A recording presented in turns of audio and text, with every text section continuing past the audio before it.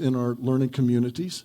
And JJ's story, like most of our stories, is one that has a lot of shame.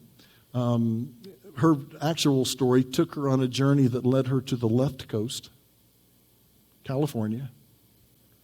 And recently, she's been back here. She's actually writing a book, and she was here, and we just caught up and just started talking. And as we talked, and we just talked through some stuff about what's been going on in her life, just really had a sense that the Lord was saying, JJ needs to share her story. Her story, I believe, is going to help you see how people get to these things of secrets and shame and how you can be liberated from them. It's a story that we need to hear. So would you guys give a warm welcome to JJ Barrows.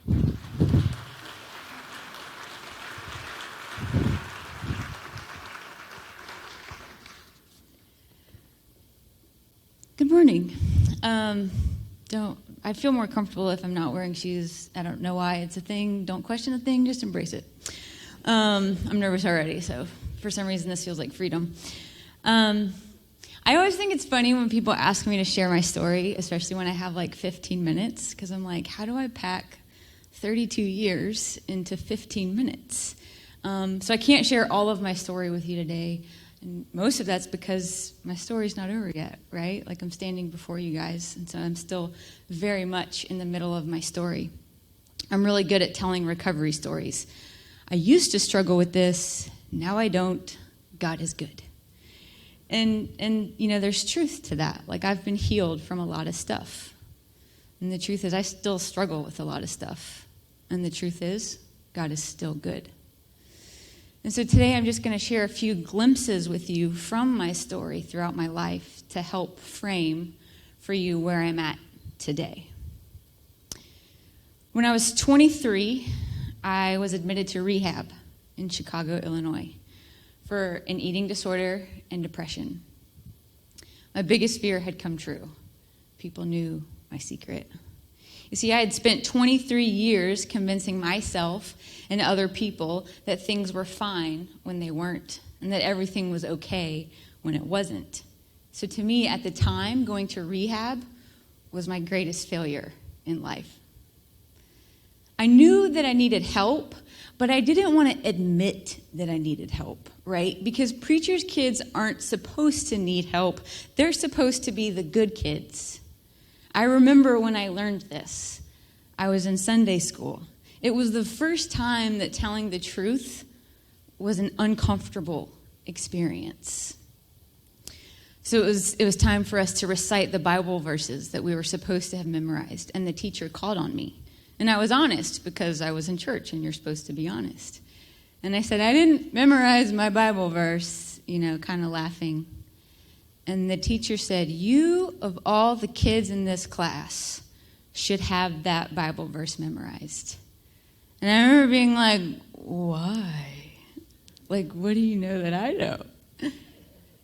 And the teacher said, because your dad's the pastor.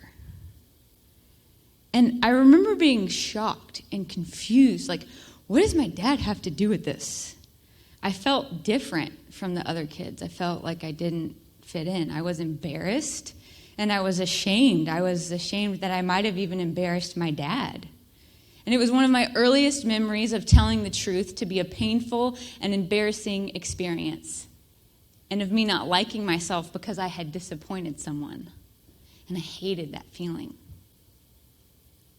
I was just a kid, right? Like, I wanted people to like me, and I think all of us do. We still do. We want to be liked. We want to be loved. We want to be accepted. But at a young age, I felt like in order to be loved and in order to be accepted, I needed to be who people expected me to be.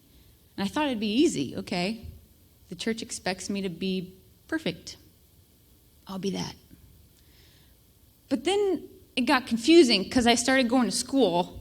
And in school, everyone said, oh, preachers' kids, they're the worst. And I'm like, okay, wait, which one is it? Are we the best or are we the worst? I just wanted kids to like me, I wanted kids to like me. I didn't want to let people at church down. So I came up with this really, really simple solution. I'll be both. I'll be the best and I'll be the worst, or whatever it was. See, kids on the playground would try to get me to swear. They thought it was funny the preacher's kid was swearing. And so I wanted them to like me, and I wanted to make them laugh. And so I invented this thing I called kind of swearing. I'd say things like, "What the helicopter?" just so I could make kids laugh and also not make Jesus get mad at me, right? And it was innocent. It was such an innocent little thing, but at the time I look back and it was the innocent beginning of learning to live a double life, of pleasing whatever crowd I found myself in because it felt good to be loved and accepted. And instead of learning to love myself, I learned to love a crowd's reaction to me. And so I lived that life and I adjusted accordingly. But see, innocent kind of swearing on the playground can only last for so long because you grow up and there's a whole different kind of playground and there's a whole different kind of swearing. I'm really not sure how some kids survive middle school. You see, middle school is when boys start looking at girls, and who you are has a lot to do with what you look like. Unfortunately, I looked like John Lennon. I was awkward and gangly. I had John Lennon hair and the sunglasses. The sunglasses were my fault. But none of the boys liked me like that. They liked the girls who had already hit puberty, and I was way late to that game. And I was embarrassed that I wasn't liked like that, like everyone else was. And it felt awful. So I started stealing. It made sense at the time, I guess. I wanted to look the part, but I couldn't afford the part.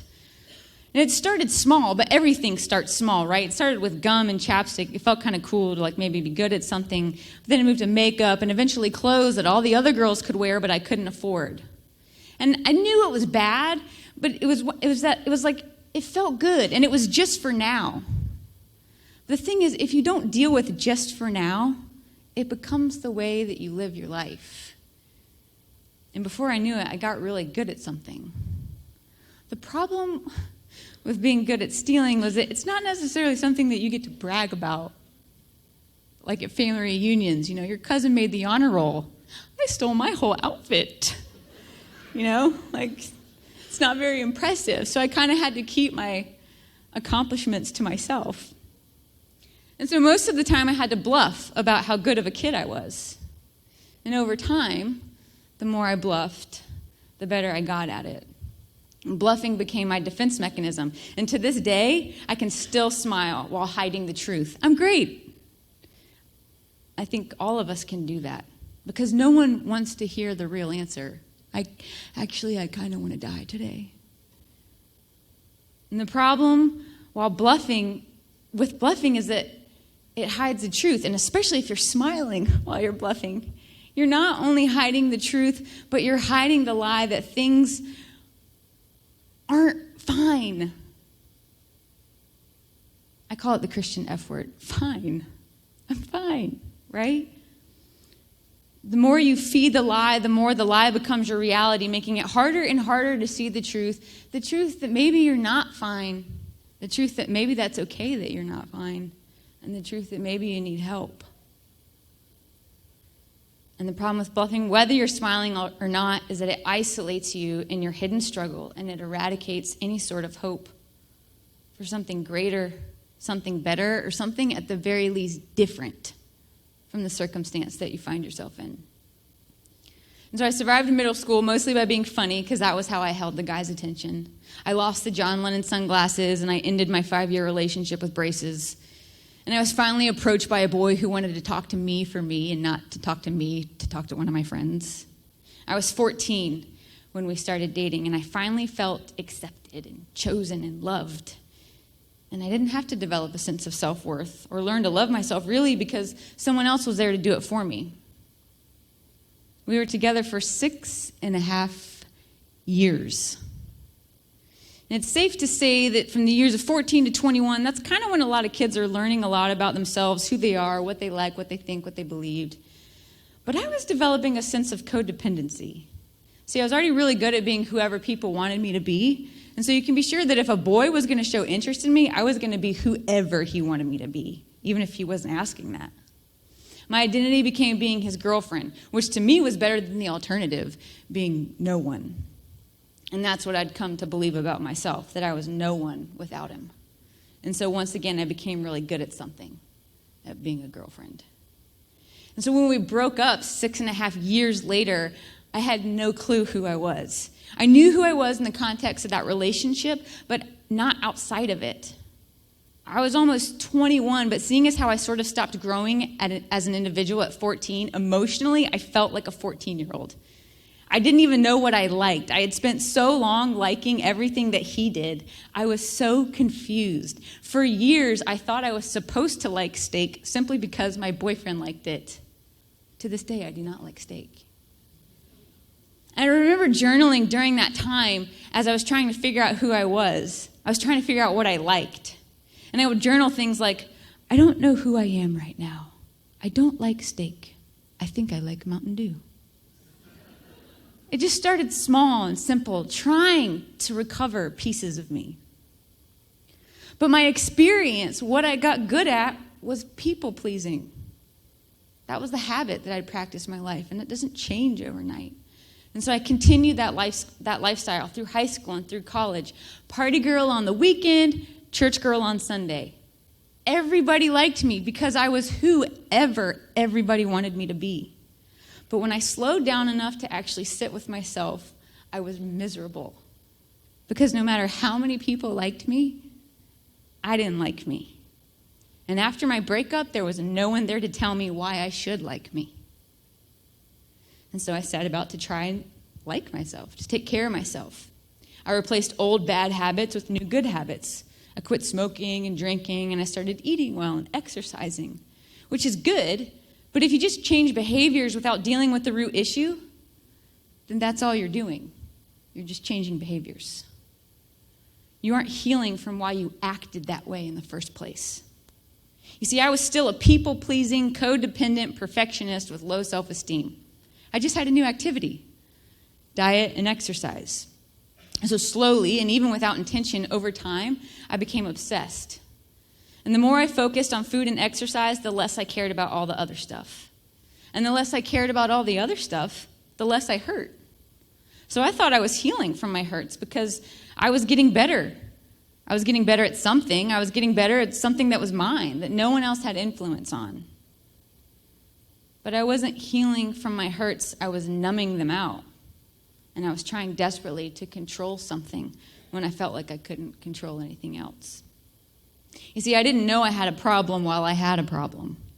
See, people think eating disorders are just for girls who want to be skinny. I didn't wake up one day and think, eating disorder, that sounds like a good idea. It starts small. If anything, I made fun of those girls, to be honest, in part because I didn't understand them. I didn't know that an eating disorder was a disease, that it was an addiction, just like any other, used to cope, used to numb out, used to have some sense of control. I didn't know I had one because I was in denial. My list of foods I could eat got shorter and shorter. My runs got longer and longer, but because I never dealt with the heart issue of never feeling good enough, never being worth it, never being okay just being me, that meant that no matter how many bad foods I cut out or how far I ran, it was never good enough. And my weight, it was supposed to reflect my accomplishments, and since it didn't matter how much I did because I just wasn't going to be good enough, no matter how low my weight got, it wasn't good enough. And I slowly just killed off parts of myself. I killed off about 20 pounds worth of parts of myself. I eventually turned into a shell of a person, and I lived in constant fear, whether it be of what people would think of me. But I couldn't even entertain that thought because at the surface level, all I could fear was what I could or couldn't eat and how much and how little. I mean, I was so obsessed that one bite over my limit could set me off. And then if I broke my rules, it was all or nothing. I am an extremist to the T.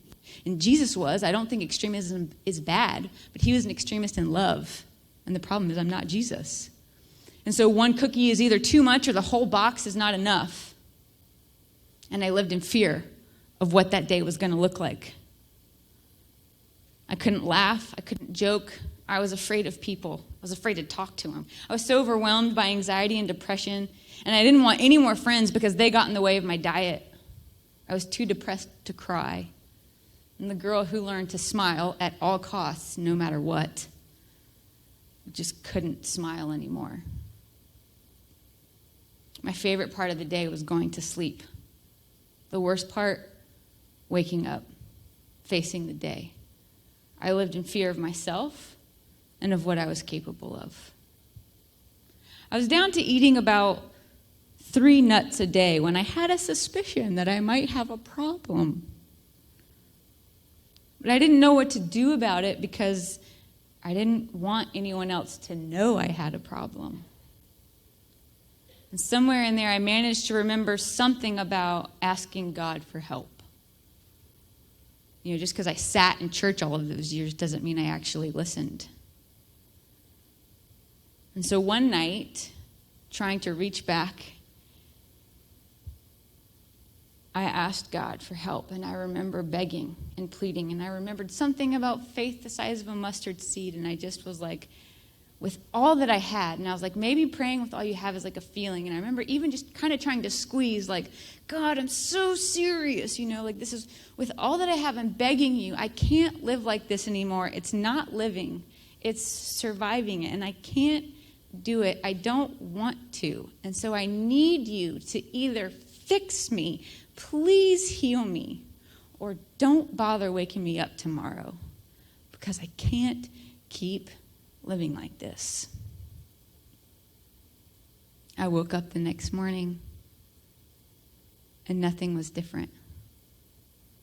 I thought I was going to get the story like I've heard everyone else tell. And then I prayed with all I had, and God came down with flames of fire, and the clouds parted, and but there was nothing. I didn't feel different. Nothing was different. And I knew that my problem had not gone away.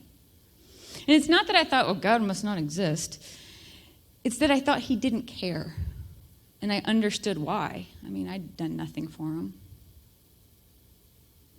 So I tried a whole bunch of different things for a while, whether it be a new job or traveling or moving, but thinking, this will fix it, this will fix it. And it did for a little bit. I'd get distracted in that new thing, and I'd feel great, and I'd be like, oh, I'm not dealing with that anymore. But the newness wore off, the excitement was over, and at the end of the day, no matter where I went, there I was. I followed myself everywhere, and I was so annoying. My issue was right behind me the whole way of trying to be perfect. You see, that night I asked God to fix me, to take it all away. I was hoping for that snap of the fingers. And when he didn't, I thought he didn't care. But what I didn't know at that time was that he was answering my prayer. It was just going to look different for me. He was answering my prayer by beginning a healing process, something that was going to involve time. It was in my desperation of him not fixing me in secret, but him bringing my struggle to light, that brought the awareness for help and finally the willingness to ask for help. At some point, I had to say out loud, I can't do this anymore. I was out of excuses. I was the problem, and I had a problem with the problem. I was inpatient for 2 months. I was in a group home for 3 months. In my reaching out for help, I rediscovered a sense of self, and I discovered things that I liked. I got to know me again, but more importantly, I got to know God again. Like him and me kind of know him stuff, not like, well, my dad says he's like this. I really got to know God in a whole new way, in a personal way, because I felt like he actually cared enough about me to take me through a process of recovery. Like he was like, girl, I got time. I ain't rushing you. Sometimes you don't really feel cared for when you get rushed, and yet when I want help, all of a sudden I'm like, hurry it up, He took me through this beautiful, beautiful healing recovery process. And I was healed. And I shared my story all over the place, what God did for me. I'm healed. I once was lost, but now I'm found. All my ugly stuff is in the past, and now I am a new creation in Christ with no more problems. And there's a truth to that. I once was lost, and now I'm found. There was this ugly stuff, and God healed me, and I am a new creation in Christ. That still holds true. But while God absolutely brought healing to my life, and while I am a new creation, this new creation lives in a fallen world, in a broken body with a finite mind. And it's really easy for me to forget things. And so I wish my story was as simple as, yeah, I went through this. It was hard. I got better. Now I'm good. But this is life. I don't think it works like that. I had been in recovery for about 6 years when I got the news of my parents' divorce. Like I said, life comes in waves. It ebbs and it flows. There's good and there's bad. And while I'd been through tough stuff before, it's not like that tough stuff prepared me for more tough stuff to come. It had made me stronger, absolutely, but not invincible to pain. Truth be told, I carried a certain amount of shame for being a kid with divorced parents. I couldn't deal with how I felt about it, and little by little, step by step, I found ways through diet and exercise, for me, for people in here, it's something else. But I found those ways again to not feel how much it hurt. You see, I wasn't spared any pain because I was an adult when I found out that my parents divorced and I could understand what divorce meant. Divorce doesn't discriminate against who it hurts. It doesn't discriminate against age. It doesn't discriminate against sex. It doesn't discriminate against race. It hurts no matter who you are. And while divorce might be viewed as something that's not okay, it's okay to talk about. But I didn't know that. I didn't know that. And so 6 years later, I had forgotten everything that I had learned in recovery, and I relapsed. I didn't know how to be a kid from a broken home, because that's not who I was supposed to be. I was angry at God all over again, because like a true Israelite, I had forgotten his character, and that his intentions of setting me free was not to put me back in bondage and laugh and to be like, and you thought you were healed. After being hospitalized in 2013, I at least had had enough tools from before to know that my eating disorder was not going to help me heal from the pain this time. The only thing that was going to help me heal from my pain was to go through it, to feel it, every bit of it. And yes, absolutely, Jesus is the answer. Jesus is the answer in feeling the pain with me. And I had to be honest about it.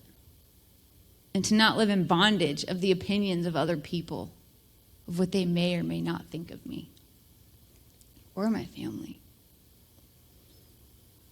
And so, truth be told, that's what I've been doing over the last 2 years. Recovering. Again. Knowing that I won't be perfect on this side of heaven, and that perfect people don't need Jesus. And since I need Jesus, I'm going through the process. Through the ups and downs of life, allowing myself to feel the pain instead of running from it. Instead of trying to be who everyone else wants me to be, thinks I should be, expects me to be. I'm tired. It's uncomfortable sometimes. I have really good days, and I think I'm over it, you know? And then a hard day comes, or a memory is triggered. And then I think, maybe I was never better. Life happens. It ebbs and flows. It's good and it's hard. In feeling the pain, I also feel other things that I didn't realize I was numbing out. Now I get to feel things like joy and happiness and gratitude for some of the simplest things, like crunchy leaves and bare feet. And I admit, standing before you today, I still don't have it all figured out. I don't have a bow to tie up and put this story in a pretty package. I can't claim, even still, to understand God or the way he works. I can't even claim to always agree with him. Sometimes I just don't like the way that he writes stories. But I'm honest with him about it, and he works with me. I don't understand this God that I serve sometimes any more than I understand life. There's still so much that I don't know. And I was journaling about that over the course of this last year. It's kind of like what I've been writing about, things I don't know, which apparently is a lot. But I wanted to share with you what I did come to know over the course of going through some of this stuff. There's still a lot I don't know, but I do know this. I don't need to earn my worth anymore. I don't need to be perfect or make sure everything is okay. And I don't need to curse the hand of God when everything isn't okay. I'm not defined by my failures, and I'm not even defined by my last name. Regardless of my circumstances, life is worth it. I am worth it. I am worth the air in my lungs and the heart in my chest. I am worth the effort it took to bring me into this world, no matter how painful the process or how broken the story. I am worth the life of a man named Jesus, who saw a little girl trying desperately to be who the world told her to be, even when it wasn't who he called her to be. And instead of scolding her for not listening to his voice, he picked her up time and time and time again, and he laid himself down in her place, taking on her shame and her guilt, just so that she might be able to experience the glory, the honor of being called a daughter of the God Most High. It's a title, it's a role, it's a claim on my life that wasn't earned. And so therefore, it cannot be taken away by anybody. Sometimes life is still hard, but I hold steadfast, knowing that God is still good. And I know that I'm worth it. And I know that each one of you are. Don't be afraid to ask for help.